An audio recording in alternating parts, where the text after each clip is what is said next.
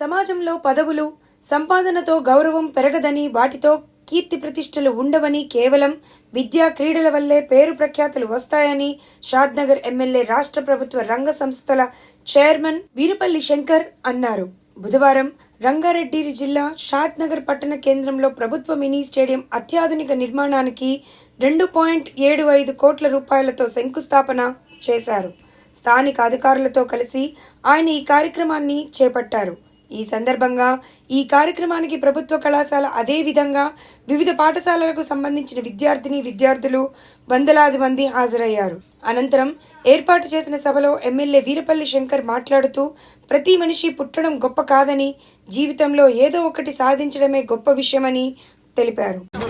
హైదరాబాద్కు కూతపెట్టు దూరంలో ఉన్న షాద్నగర్కు ఇప్పటి వరకు స్టేడియం లేని పరిస్థితి.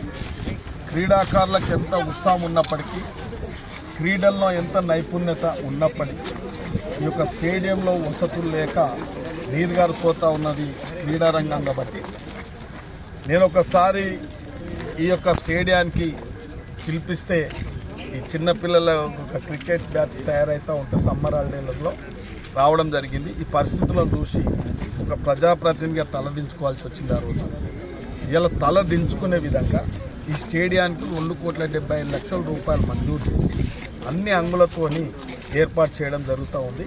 ఇలా శంకుస్థాపన కూడా చేయడం జరుగుతుంది. కాబట్టి నా యొక్క లక్ష్యం ఒకటే, ఇలా గ్రామీణ ప్రాంతాల నుంచి వచ్చే విద్యార్థులకు అందరికీ వాళ్ళ నైపుణ్యతను వెలికి తీసే విధంగా వాళ్ళు ఇక్కడ ఈ క్రీడలన్నీ కూడా ప్రిపేర్ చేసుకోవడానికి ఒక అవకాశం ఉండాలని ఒక సంకల్పంతో ఎక్కడ లేని విధంగా కూడా ఈ స్టేడియం నిర్మించబోతా ఉన్నాం. ఇంకా ఎన్ని డబ్బులైనా కూడా ఇప్పిపోతా ఉన్నాం.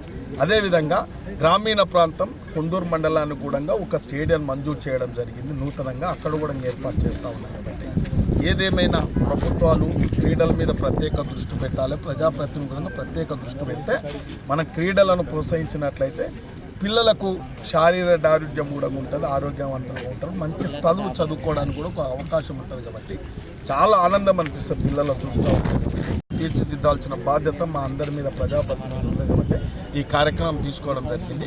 ఇలా రాజీవ్ గాంధీ యొక్క జయంతి సందర్భంగా మనందరికీ తెలుసు, ఇలా రాజీవ్ గాంధీ గారు ఈ దేశం గురించి ప్రాణత్యాగాలు చేసిండు. సర్వతోముఖాభివృద్ధి గురించి ఈ దేశం, భారతదేశం ఇలా ప్రపంచ దేశాలలో ఒక